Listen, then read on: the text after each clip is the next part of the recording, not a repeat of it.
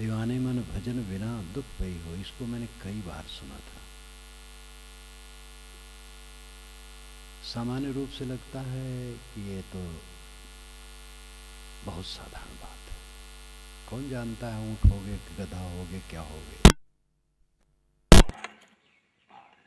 पौराणिक बात नहीं, जैसे चांद और सूरज साफ दिखाई देते हैं वैसे परम तथ्य। दुनिया में ऊंट होते हैं, कौवा होते हैं, बैल होते हैं, सब होते हैं। जो इसमें वर्णन है सब होते हैं। कौन होता है? हम और आप ही तो होते हैं। ये चेतन ही तो होता है। आज मनुष्य देह में बैठे हैं, अगर करनी ठीक नहीं है तो कल कौवा गधा कुत्ता होने में कोई आश्चर्य नहीं। ये परिवर्तन, आदमी धनपति है, सेठ है, अरबपति है, शरीर छोटा, अपने दरवाजे की कुतिया से पैदा हुआ, कोई जानता है कि नहीं पैदा हो सकता है? हो सकता है। कर्म संस्कार भटका सकते हैं। इसलिए जो इसमें वर्णन है वैराग के लिए वर्णन है। दीवाने मन भजन बिना दुख भई। मन दीवाना है, पागल है, सत्य को समझना नहीं चाहता है। दीवाना क्यों है? क्योंकि आवरण है, अबोध है, समझ नहीं मैं कौन हूं, मैं देह हूं, मैं स्त्री पुरुष हूं, मैं काला गोरा हूं, मैं ब्राह्मण शूद्र हूं, मैं हिंदू मुसलमान हूं, मैं शिक्षित अशिक्षित हूं, धनी निर्धन हूं। शरीर में मैं जोड़ करके फिर शरीर के नाम गुण कर्म स्वभाव उपलब्धि में अपने को जोड़ता है। ऐसी में जोड़ जोड़ करके अनेक विक्षेपों से चंचल रहता है। जहाँ देह बने हम तो देह संबंधी प्राणी पदार्थ परिस्थित अवस्था गुण कर्म स्वभाव उपलब्धियों में जुड़े, और वहाँ फिर विक्षेप विक्षेप विक्षेप, चंचलता चंचलता, ये नहीं मिला वो नहीं मिला, ये बिगड़ गया ये बन गया, अमुक ने हमें ये कह दिया, हमें दूसरे ने अपमान किया, न मालूम कितना रोग इकट्ठा हो जाता है। और कुछ न कुछ नहीं। बीती हुई स्थितियों को देख करके आप समझिए, बचपन से आज तक आप कई जगह सम्मान पाए हैं और कई जगह अपमान पाए हैं, कई जगह आदर पाए हैं, कई जगह निरादर पाए हैं, कई जगह अनुकूलता पाए हैं, कई जगह प्रतिकूलता पाए हैं। आज कुछ रखा है? कुछ नहीं रखा, सब झूठ हो गया। लेकिन देहाभिमान के कारण जहाँ जहाँ अनुकूलता मिली है उसके प्रति मोह आज बना है, और जहाँ जहाँ प्रतिकूलता मिली वहाँ तब भूचाल आया। फिर खा करके उठे तो सब ढकार रहे थे, मैं भी ढकारा, खूब खाया। फिर खेल खत्म हो गया, सब भाग गए लड़के, मैं भी घर में गया, माता से कहा माता भूख लगी है खाने को दो। तो उन्होंने कहा अभी खा करके डकार रहे थे, कैसे भूख लग गई? तो मैंने कहा वो तो झूठे रहा। वो बचपन का दृश्य कहाँ है? अब हम वैसे खेल नहीं खेल सकते। और भी उम्र बढ़ी, जहाँ जहाँ गए, जो जो किए, जो जो मिला, जो जो बिछड़ा, जहाँ जहाँ राग द्वेष हुआ, वो सब आज कहाँ? सब लोग सोच सकते हैं कुछ रखा है? ये जीवन मेरा जो बीता है यही हमारा गुरु हो सकता है अगर हम समझ पाए तो। इसका मतलब नहीं अन्य गुरु की आवश्यकता नहीं होगी। बिना सदगुरु के तो हमें समझाएगा कौन?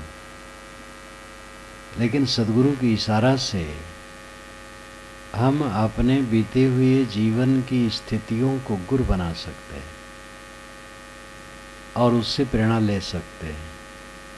क्या रह जाता है? माया आती और जाती। माया क्या है? संतो आवे जाए सो माया। डॉक्टर हरि प्रसाद द्विवेदी से बातचीत होती रही काशी में, तो उन्होंने कहा कि कबीर साहब ने तो माया का बढ़िया स्वरूप बता दिया, संतो आवे जाए सो माया।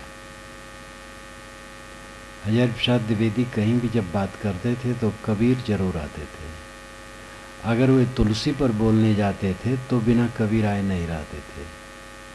राम कुमार वर्मा की भी ये बात थी, क्योंकि कबीर में अपने ढंग से खूब रमे थे।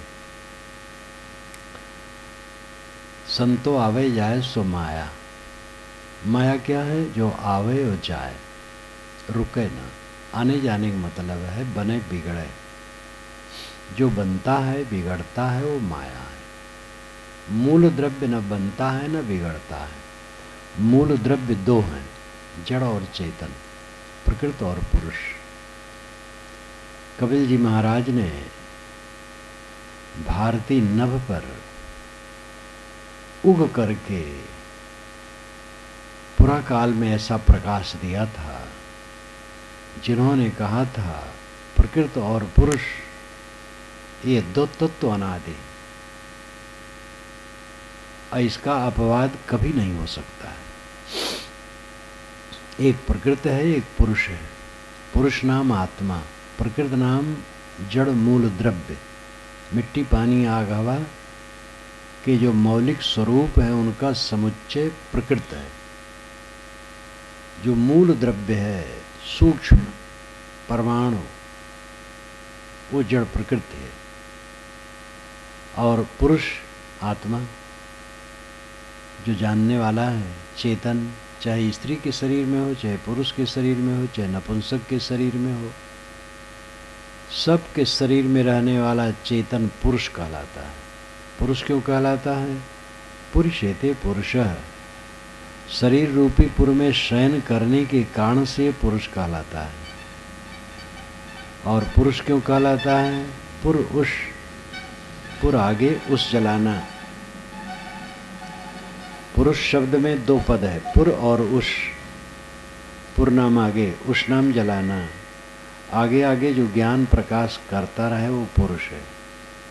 इसलिए जीव पुरुष कहलाता है।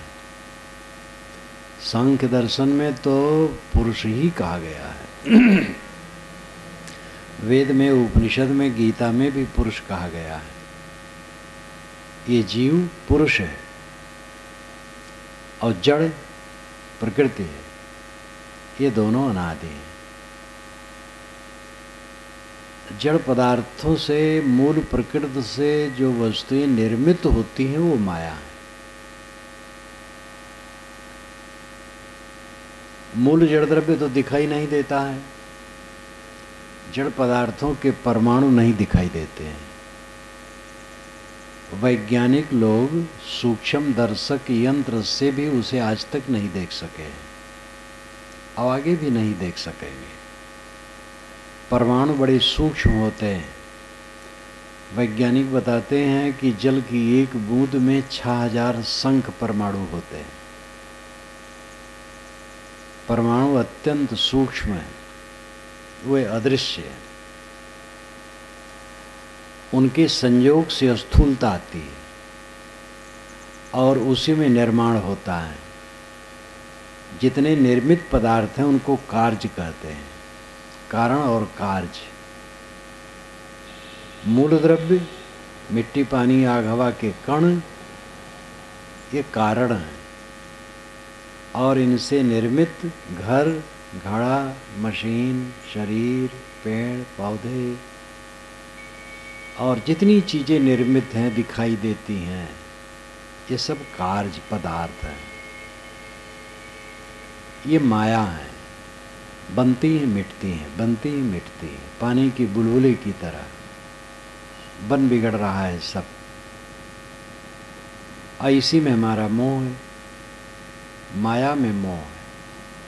मूल द्रव्य में मोह हो ही नहीं सकता है। अपने आत्मा में मोह हो जाए तो कल्याण है, अपने आत्मा में कोई रम जाए तो कल्याण है, और जड़ मूल द्रव्य को हम देख ही नहीं सकते, उसमें मोह क्या हो गया? जड़ द्रव्यों के संयोग में जो कार्य पदार्थ बनते हैं उनमें मोह होता है, और वो माया है, रुकने वाली चीज नहीं, बनी और बिगड़ी, बनी और बिगड़ी। ऐसी मोह करके हम लोग बेवकूफ बने, दुख भोगते हैं। हरदम चिंता, किस चीज के लिए चिंता? जो रहने वाली नहीं है। किस लिए रो रहे हो? जो मिट गया है उसका स्वभाव ही मिटना था, तो उसको कोई रोक पाएगा? जो बिगड़ गया है उसका स्वभाव ही था बिगड़ना। कोई प्रतिकूल हो गया है, मित्र था बैरी हो गया है, मन बदलने वाली चीज है, माया है। क्यों मोह कर लिए थे? भजन बिना दुख पई हो, दीवाने मन भजन बिना दुख पई हो। अरे दीवाने मन, भजन के बिना दुख पाओगे। भजन क्या है? भज सेवा धातु से बना है। भजन का पहला अर्थ है सेवा करना। भजन का अर्थ है निर्णय करना, चुनना, विभाग करना, स्मरण करना, चिंतन करना। ये अनेक अर्थ भजन के होते हैं। अंतिम है भजन का अर्थ अलग हो जाना, विभाग कर लेना। सरल अर्थ है मन को मोह से, माया से हटाए बिना दुख पाओगे। भजन है मन को माया से हटाना। हमारा मन माया में लगा है, जो दिखाई देता वो माया है, और उसी में मन लगा है, उसी में चिपका है, उसी में आसक्त है, इसलिए कष्ट होता है। क्योंकि वो बनने बिगड़ने वाली चीज आई और गई, बनी और बिगड़ी, मिटी। ऐसी मिटने वाली चीज में जो अपने मन को रखेगा और तकलीफ न पाएगा तो क्या पाएगा? जीव के स्वरूप में दुख है ही नहीं। आत्मा नित्य आनंद स्वरूप है। दुख कुछ नहीं, यही आनंद है। और क्या आनंद? कोई लड्डू खाने का आनंद थोड़े। विषयों के संपर्क में जो आनंद आता है वो तो दुख है, दुख पैदा करता है। जीव के स्वरूप में विषय संसार है ही नहीं। देह द्वारते जगत ज्ञान है, जगत ज्ञान है दुखदाई। देह संबंध छुटेगा तब जब सकल वासना जिर जाए। ये निर्मल साहब के वचन है। निर्मल साहब का न्यायनामा टीका सहित इन पुस्तकों में आया होगा। अब पूरे निर्मल सत्य ज्ञान प्रभाकर की टीका भी कुछ दिनों में आप देखेंगे, प्रेस में दे दिया गया है। टीका कर दी गई है पूरी न्यायनामा की, और छपने कंपोज में चली गई है। चली गई होगी या जाने वाली होगी, तैयार है प्रेस के लिए। निर्मल साहब की वाणी बड़ी तीखी, बड़ी धारदार।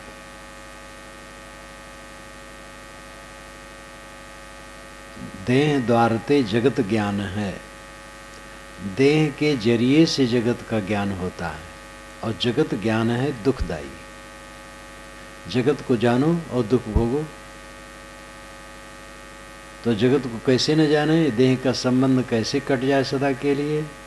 देह संबंध छूटेगा तब जब सकल वासना जल जाएगी, जब सारी वासना जल जाएगी, कुछ इच्छा नहीं रहेगी। दुनिया के भोगों की इच्छा जब तक है तब तक इसमें भटकना है। जब तक कोई शराब पीने की इच्छा वाला है तब तक वो शराब की दुकान पर जाता रहेगा, और जब शराब पीने की इच्छा खत्म हो जाएगी वो शराब की दुकान पर नहीं जाएगा। इसी प्रकार जब तक संसार के विषयों को भोगने की इच्छा है, संसार के राग रंग में चटक मटक में मोह है, तब तक आना जाना मिटेगा नहीं। तब तक पता नहीं कब कब गधा, घोड़ा, कौवा, कबूतर होना पड़ेगा। भजन बिना दीवाने मन, भजन बिना दुख पई। ये पूरा भजन एकदम यथार्थ है। झट झट जीव शरीर छोड़ता है और देह धरता, और छोड़ता है और धरता है। छोटे छोटे कीड़ों में, टट्टी पेशाब में उत्पन्न होने वाले क्षण ही पैदा हो जाते हैं और क्षण ही मर जाते हैं। ऐसा उनका बनने बिगड़ने, शरीर बनने बिगड़ने की योनि है। इसमें सब जीव भटक रहे हैं। ये अहंकार कि हम नहीं भटकेंगे, अज्ञान है। वो तो ज्ञान अवस्था में पहुंच करके तब ये दशा आती है कि भटकना बंद हो। जब आत्मा अपने स्वरूप में स्थित हो गया, सारी कामनाएं शांत हो गई, बुझ गया अंदर, तब शांति होगी, तब भटकना बंद होगा। दीवाने मन भजन बिना दुख पई हो। इसलिए भजन करो, भजन करो, माया के मोह का त्याग करो। माया मोह बधा सब लोई, अल्प लाभ मूल गो खोई। माया के मोह में सब लोग बधे हैं और उसमें लाभ है अल्प और मूल खो जाता है। और लाभ क्या है? लाभ भी हानि है। इंद्रियों की खुजलाहट कोई सुख है? सुख तो मन की निश्चिंतता है, प्रसन्नता है, निरंतर आनंद, निरंतर खुशी खुशी, परमानंद, परम सुख, जिसमें दुख नाम की चीज न हो, वो आनंद है। और वो आनंद होगा जब वासनाओं का क्षय होगा। इसके लिए सत्संग करो, संतों की संगत में बैठो। निर्णय के वचन कहने वाले संत भी कम हैं। घंटा घंटा भर महात्माओं और पंडितों के प्रवचन होते हैं, भगवान की महिमा में ही बीत जाता है। भगवान ने ये किया, भगवान ने वो किया, भगवान ने दुनिया बनाई, भगवान ने पेड़ पौधे बनाए, भगवान ने क्या किया? भगवान ने बनाया कि किसने बनाया? हवा में पत्थर मारते रहते हैं। अरे पेड़ पौधों में बीज वृक्ष का प्रवाह है, इसको बनाया किसने? जगत अनादि अनंत है, जगत सदा से है और सदा रहेगा। बीज वृक्ष का प्रवाह है, कर्म देह का प्रवाह है, परंतु हर बात में भगवान भगवान कह करके समय बर्बाद करते हैं। काम की चीज बहुत कम कहते हैं। एक बार की याद है, सन 62 होगा, मैं काशी में था, तो एक पंडित जी वहीं थे, रामायणी। तो कहे महाराज काशी चौक में बिंद जी का प्रवचन रामायण पर होगा, सुनने चलेंगे? मैंने कहा चलो भाई। उनको तो कई बार उनकी महिमा सुना हूँ कि बहुत अच्छा रामायण कहते हैं, परंतु सुना नहीं। तो गया, रात का समय था। एक महिला बोल रही थी, वो भी अच्छा बोल रही थी। इतने में वो आए, बैठे, 1 घंटा बोले।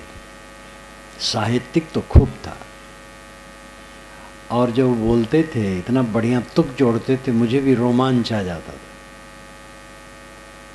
कहने का लहजा उनका बड़ा सुंदर था। और चौपाई जब गाते थे तो मालूम होता था कि जैसे कोई 22 वर्ष का जवान गा रहा, और 75 से उस समय कम नहीं रहे होंगे। स्वर उनका बड़ा सुंदर था और कहने का तरीका बड़ा सुंदर था। और भरत का, हनुमान जी का प्रेम सुना रहे थे। किंकर जी भरत को उठाते हैं कि उठाते रहे कि उनका प्रेम निर्मल था, और वो उठाते थे हनुमान जी का प्रेम, बिंदु जी। तो हनुमान जी के विषय में 1 घंटा कहे। सुनने में तो आनंद लगा, लेकिन उपदेश नाम की चीज उसमें नाम मात्र। जैसे खत्म हुआ, छोटा छोटा गुटका लिए बहुत से रामायणी बैठे थे, सब खंडन करने लग गए आपस में। वो तो उठ करके चले गए और सभा में पूरा हलचल। तो इस प्रकार उन्हीं की बात नहीं है, अनेक जगहों में महिमा महिमा।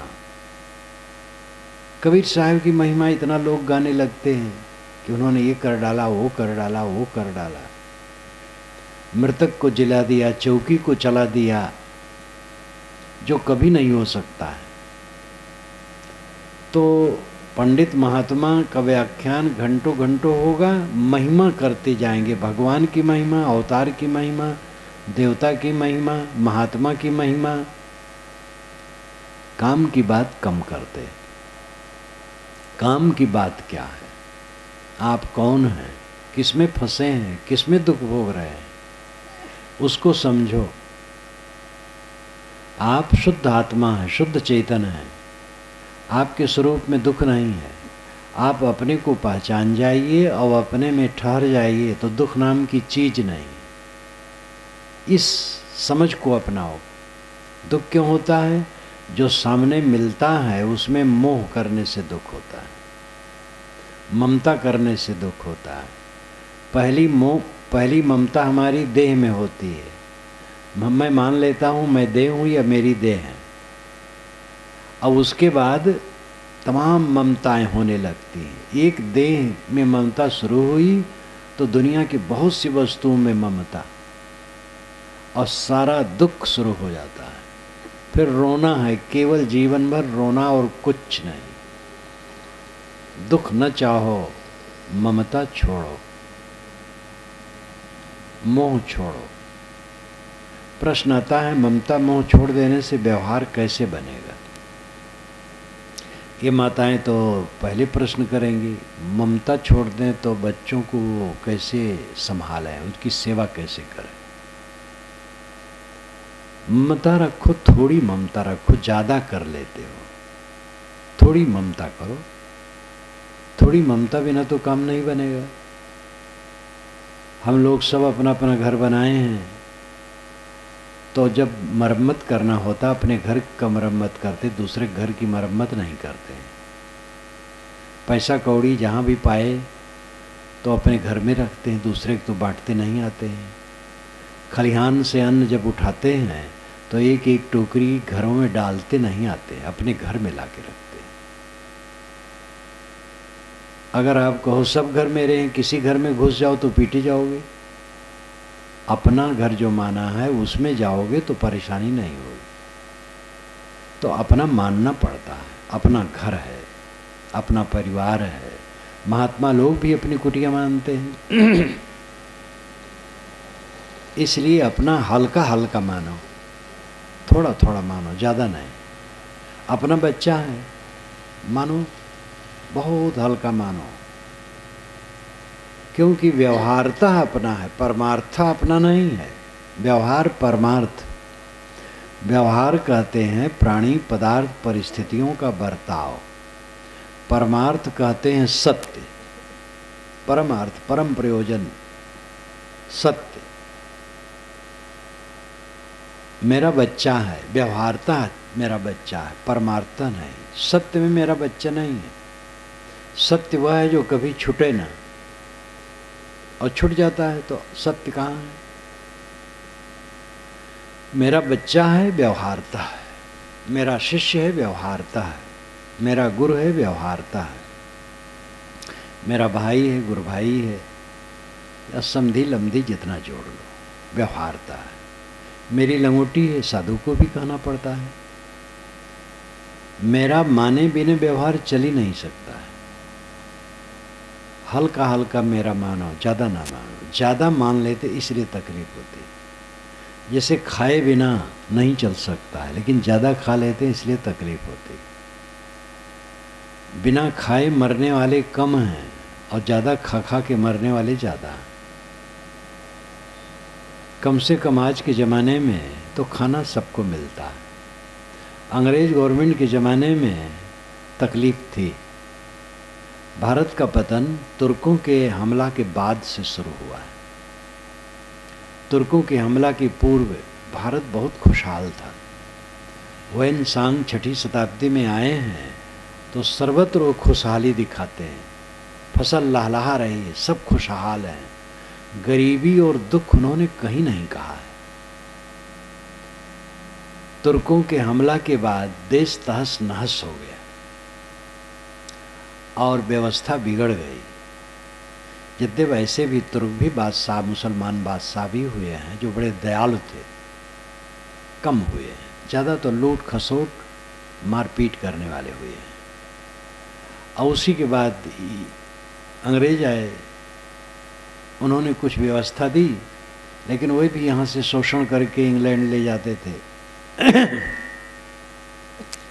अंग्रेज गवर्नमेंट के ज़माने का अनुभव मुझे है, या जो लोग जीवित हैं उनको अनुभव होगा कि भादों में कुछ घरों में भूखमरी पड़ती थी और माघ में भी परेशानी होती थी। आज के ज़माने में लोगों का पेट भर रहा है।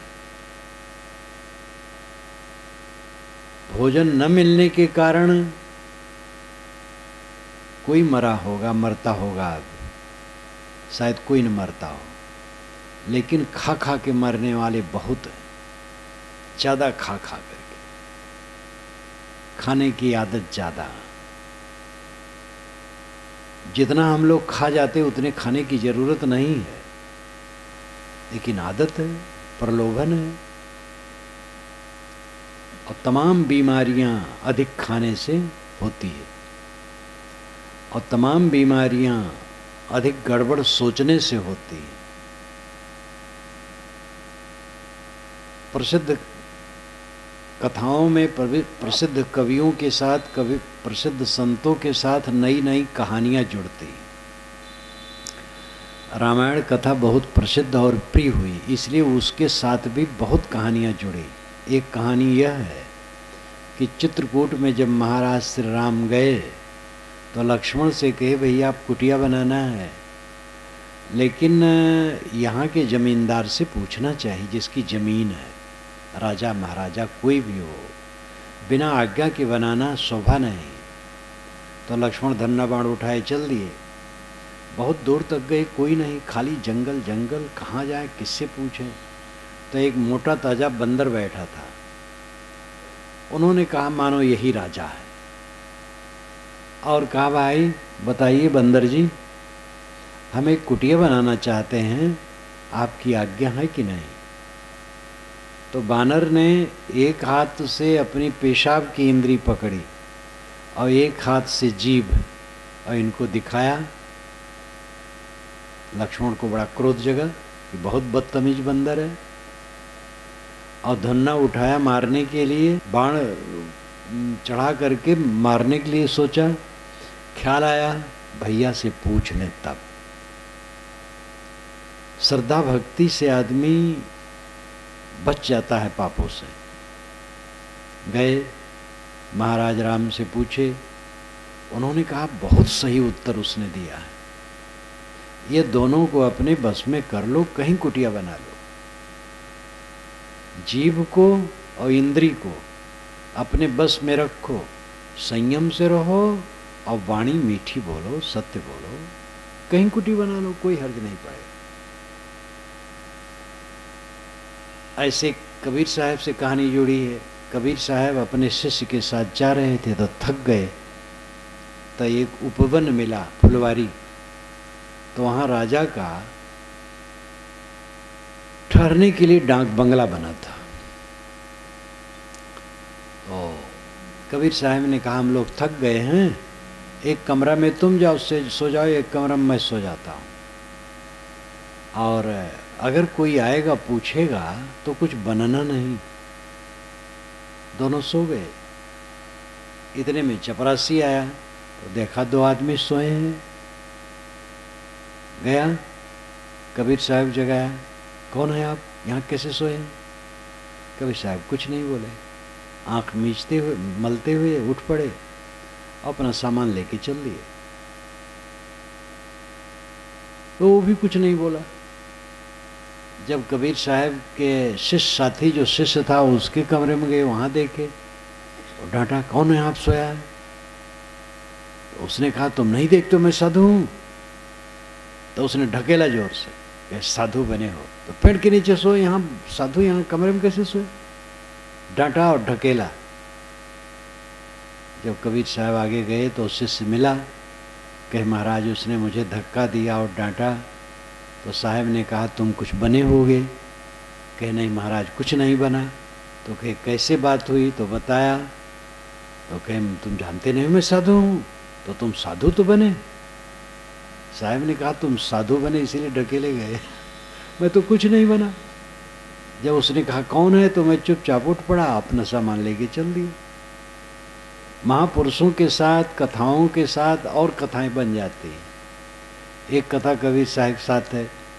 कबीर साहब बहुत बूढ़े थे, 119 वर्ष 7 महीने 25 दिन रह करके उन्होंने शरीर छोड़ा है। बहुत बूढ़े थे, 100 से ऊपर। तो एक आदमी नौजवान वो कबीर साहब शिष्य होने के लिए गया। तो कुटिया के पहले मेड़ पर जा रहा था तो एक बूढ़ा बैठा था। तो कहा अरे बूढ़े बाबा अकल नहीं है, तुम रास्ते में बैठे हो, हट के बैठो। तो बूढ़ा थोड़ा खिसका लेकिन वहीं बैठा रहा।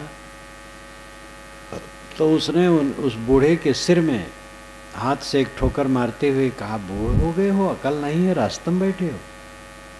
चला गया, कुटिया पहुंचा। संतों से कहा कि महाराज मैं साहब की शरण आया हूँ, उनका शिष्य बनना चाहता हूँ। तो उन्होंने कहा रुको अभी आएंगे साहब। कहे कहाँ हैं? कहे वो घूमने गए हैं। कहे किधर घूमने गए हैं? कहे जिधर से तुम आ रहे हो इसी तरफ तो गए हैं। तो कहा महाराज हम बहुत बेताब हैं उनके दर्शन के लिए, अभी हमें दिखाओ कौन है। तो एक साधु चला गया तो कहा देखो मेड़ पर बैठे हैं। आप तो उसके पैर के नीचे की जमीन सरकी कि जिनकी मैं शरण में आया हूं उन्हीं को मैंने ठोकर मारा। वही बैठे थे, कबीर साहब थे। पहुंचा, उनके चरणों में गिर पड़ा। कहा महाराज मैं बड़ी गलती की मैंने की और मैं आपके सिर में ठोकर मारा और डांटा। कबीर साहब ने कहा भाई मिट्टी का बर्तन लोग खरीदते हैं तो ठोकर मार के देख लेते हैं, फूटा तो नहीं है। और तुम गुरु करने आए तो ठोकर मारे क्या हर्ज है? तो ये सब कहानियां बड़े पुरुषों के साथ जुड़ जाती हैं। अपने मन को, वाणी को, अहंकार को संभालो, कहीं भी सुखी रहो। गलत खा करके जो नहीं खाना चाहिए, इसमें बहुत सज्जन बैठे होंगे जो बीड़ी पीते होंगे, कोई तम्बाकू खाते होंगे, कोई पान खाता होगा, कोई और कुछ। माताओं को धन्यवाद है ये दुर्व्यसन से रहित रहती है, नहीं कोई कोई माता तम्बाकू खाती है। इसमें भी शायद कोई तम्बाकू खाने वाली हो। तो ये नशा का सेवन जो करते इससे क्या फायदा होता है? नुकसानदेह है। अंडा मांस मछली तो एकदम गंदी चीज है, हिंसा से प्राप्त है। अंडा एक गर्भ है, अंडा में तेजाब ज्यादा होती है। अंडा मांस मछली कभी नहीं खाना चाहिए।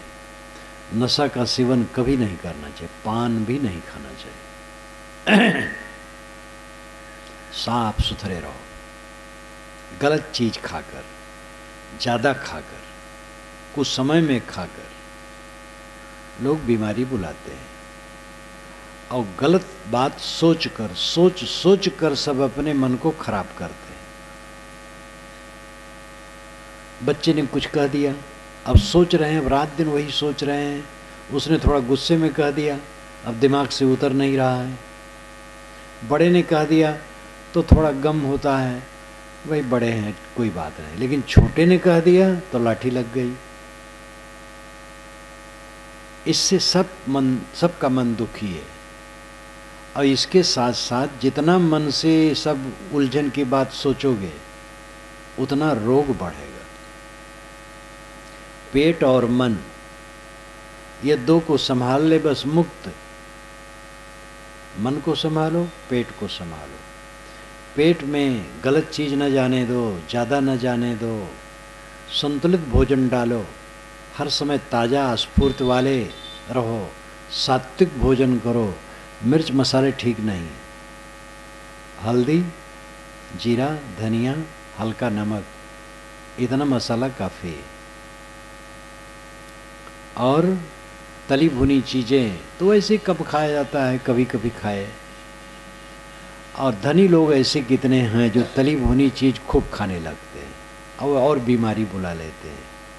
एक बार एक जगह में था तो एक सज्जन मिलने आए, सेठ थे, तो संत ने परिचय दिया, इनके यहाँ रोज़ शाम को पूड़ी बनती है।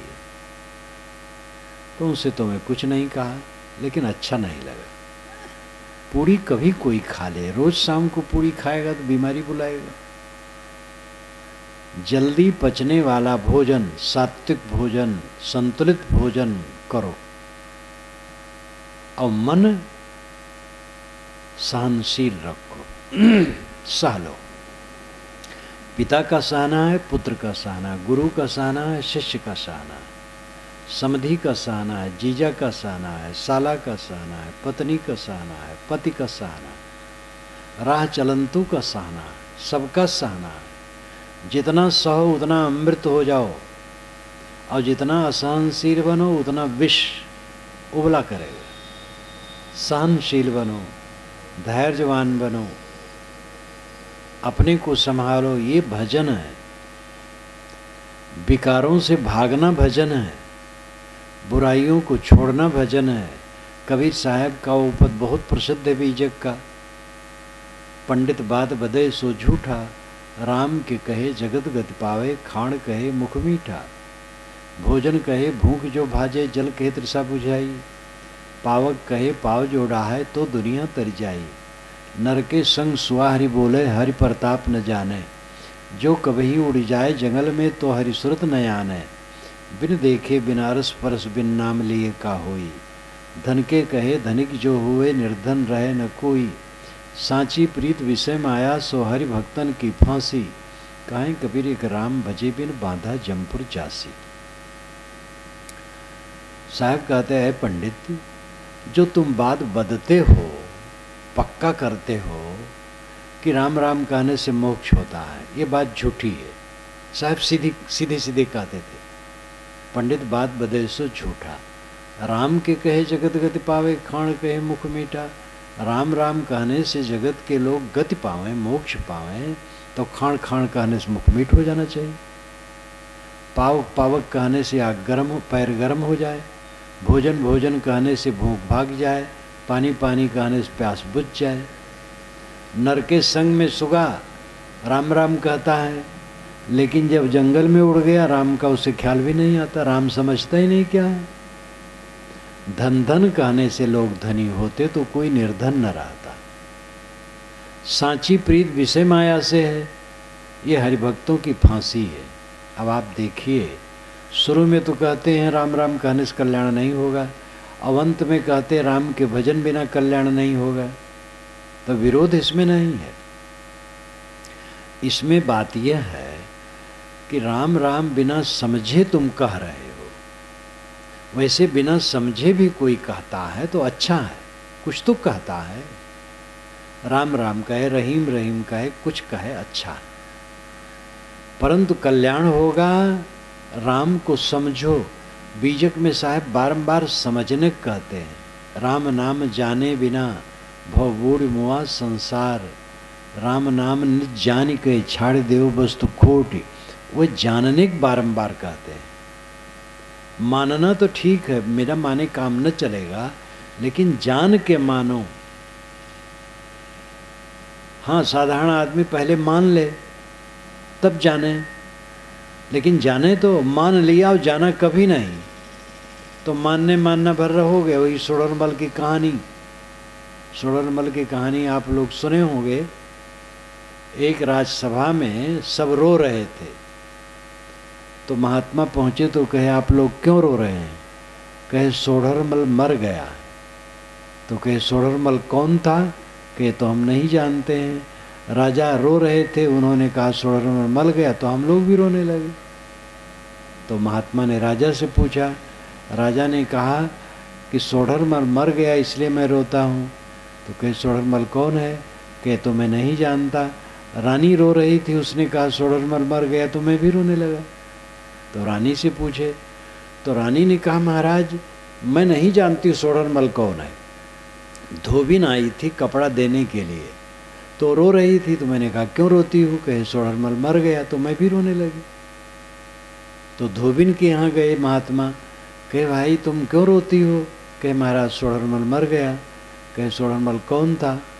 कहे महाराज हमारे पास कोई बाल बच्चे नहीं, एक गधा था, उसका नाम मैंने सोढ़रमल रखा था और वो मर गया।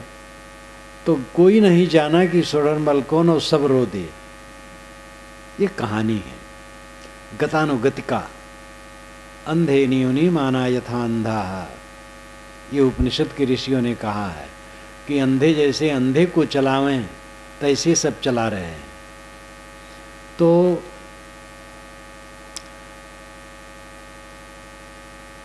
राम तत्व,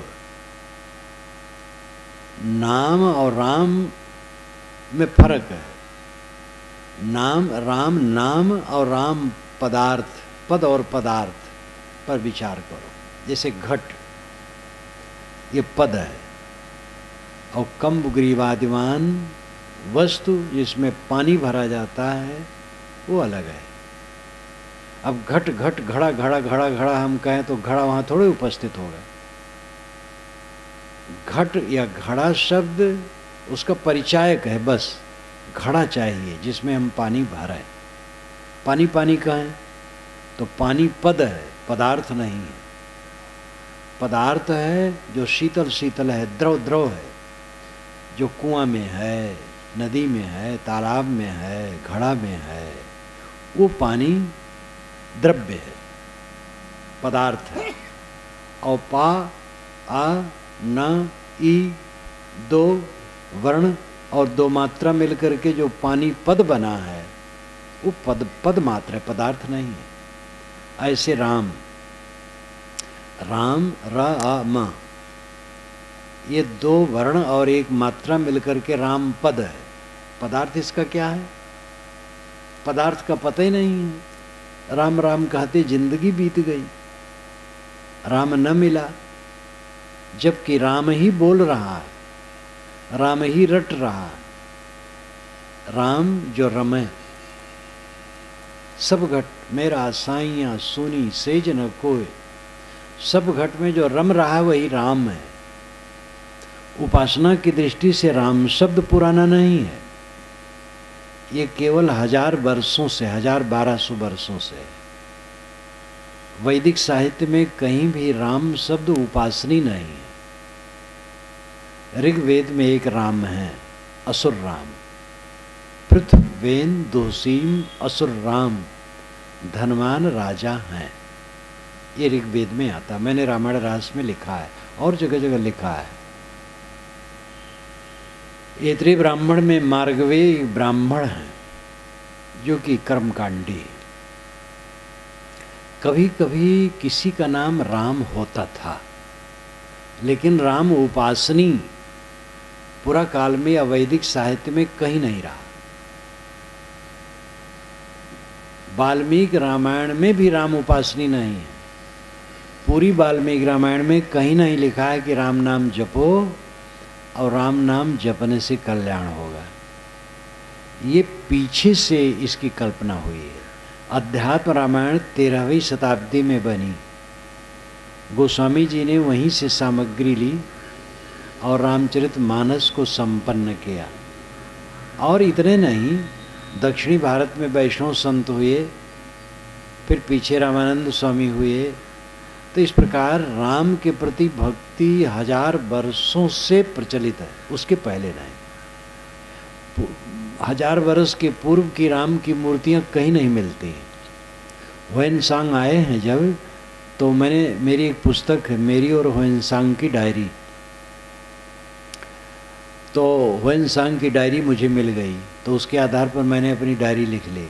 इतिहास में तो ह्वेनसांग थोड़ा पढ़ाए जाते हैं, लेकिन मेरी पुस्तक से आप उनकी पूरी डायरी पढ़ सकते हैं।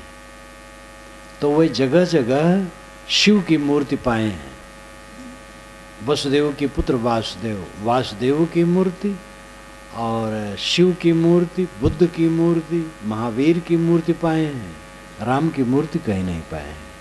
रामानंद स्वामी के परंपरा में पैदा हुए भगवताचार्य स्वामी, जो अभी 25-30 वर्ष हुआ है मरे, वह स्वयं कहते हैं कि मैं जहाँ जाता हूँ, बहुत बड़े बड़े विद्वान थे, अरबी, फारसी, संस्कृत, इंग्लिश, अनेक भाषाओं के विद्वान थे। तो कहते रहे मैं कहीं भी जाता हूँ तो पता लगाता हूँ कि राम की मूर्ति पुरानी मिले, लेकिन 1000 वर्ष से पुरानी कहीं नहीं मिलती। तो राम शब्द उपासनीय रूप में 1000 वर्षों से प्रचलित है। तब तक कबीर साहब के ज़माने में खूब प्रचलित था। कबीर साहब को हुए तो भी 600 वर्ष हुए हैं। इसलिए राम शब्द उन्होंने लिया। हरि शब्द भी वेदों में उपासनीय नहीं है। हरि का अर्थ है अश्व, सूरज की किरणों को हरि कहा गया है। वेद क्या कहते हैं इसमें मैंने लिखा है जगह जगह। वाल्मीकि रामायण में हरि का अर्थ वानर, हरि का अर्थ विष्णु और हरि का अर्थ परमात्मा, आत्मा। ये सब आज से 1500 वर्ष पूर्व से प्रचलित है। राम शब्द उपासनी 1000 वर्ष से प्रचलित है, हरि शब्द 1500 वर्ष से प्रचलित है। कबीर साहब ने इन सभी शब्दों को लिया। कबीर साहब उदार थे। वो तो अल्लाह राम भी कहते हैं, अल्लाह राम जियो तेरी नाई, भाई रे दुई जगदीश कहाँ ते आया, कहो कोने बोर आया। उनका उद्देश्य ही है समन्वय करना, एकता करना। जल, पानी, आब, वाटर शब्द का भेद है। हमारे पूर्वज पानी कभी नहीं पीते थे। वेदों में पानी शब्द नहीं है, वैदिक साहित्य में पानी शब्द नहीं है, संस्कृत साहित्य में कहीं पानी शब्द नहीं। जल है, आप है, सलिल है, पानी नहीं। पानी शब्द पान से पीछे बन गया। पान शब्द संस्कृत में है। पान से पीने को पान कहा गया, तो पान से पानी शब्द बन गया, पानी का प्रचलन हो गया। अब भारत में पानी शब्द इतना सरल है हर जगह। तो शब्द बनते हैं समय समय से और बदल भी जाते हैं, लेकिन वस्तु जो सत्य है वो सब समय रहती है। जो आत्मसत्ता है वो नित्य है। उसको राम, रहीम, हरि सब कुछ कहा गया। यास्क मुनि ने निरुक्त में लिखा है, कई वेदों के अर्थ, वेद मंत्रों के अर्थ को कहा है कि अध्यात्मवादी ये अर्थ मानते हैं। ये अपने वेद में मैंने लिखा है कई जगह। तो वो अध्यात्मवादी जो ईसा से 3000 वर्ष पूर्व हुए हैं, उनका उदाहरण वो देते हैं। स्वयं यास्क मुनि ईसा से 800 वर्ष पहले थे, आज से 3000 वर्ष पूर्व। अब आज से 2800 वर्ष पूर्व यास्क मुनि हुए हैं। अब वे और पुराने मुनियों को, निरुक्तकारों का उदाहरण देते हैं कि जो आत्मवादी हैं वे ये अर्थ मानते हैं। तो आत्मवादियों का जो अर्थ है वो बिल्कुल हम लोगों सरीका है। एक बात पर ध्यान दीजिए, विश्वासवाद और विवेकवाद ये दो मार्ग सदा से रहा है। विश्वासवाद कहता है कि परमात्मा आत्मा से अलग है, विवेकवाद कहता है कि आत्मा परमात्मा है। इसमें शाखाएं बहुत हैं। आत्मवाद में भी अनेक शाखाएं हैं और परमात्मवाद में भी अनेक शाखाएं हैं, लेकिन दो मुख्य शाखा है। एक कहता है आत्मा से परमात्मा अलग है, एक कहता है आत्मा ही परमात्मा है। तो ये बात वेद युग से पुरा काल में भी रही है और आज भी है, आगे भी रहेंगे। इसका विकास आर्य परंपरा में खूब हुआ। वेद में तो प्रार्थनाएं खूब भरी हैं, प्राकृतिक शक्तियों को देवी देवता मानकर, लेकिन उपनिषदों में आत्मा के विषय में जोर आया। वेदों में भी थोड़ा थोड़ा है आत्मा पर, उपनिषदों में आत्मा पर जोर आया। अहम ब्रह्मास्मि कहा गया, मैं ब्रह्म हूं, तत्त्वमस्तु ब्रह्म है। और याज्ञवल्क्य ने तो बृहदारण्यकोपनिषद में यहाँ तक कहा कि जो कहता है देव अलग है, मैं अलग हूँ, देवताओं का पशु है। देवता नहीं चाहते हैं कि कोई ये समझ ले कि मैं ब्रह्म हूँ, क्योंकि उनकी सेवा कौन करेगा? मजाक उन्होंने उड़ाया है। सत्यव्रत सिद्धांतालंकार ने अपने भाष्य में उपनिषद के कहा है कि ऋषि देवताओं का परिहास करते हैं। तो ये दो विचार सब समय रहे, आत्मा से अलग परमात्मा है, और उसकी उपासना करके उसके निकट पहुंच करके आनंद प्राप्त करना है। विवेकवादी कहते हैं परमात्मा के निकट कैसे पहुंचोगे? अगर परमात्मा मन वाणी से परे है तो कैसे पहुंचोगे? मन वाणी आपके आधार है, मन वाणी इंद्रियां, और मन वाणी इंद्रिय से जो प्रतीत हो प्राप्त होता है वो विषय है, तो परमात्मा के पास कैसे पहुंचोगे?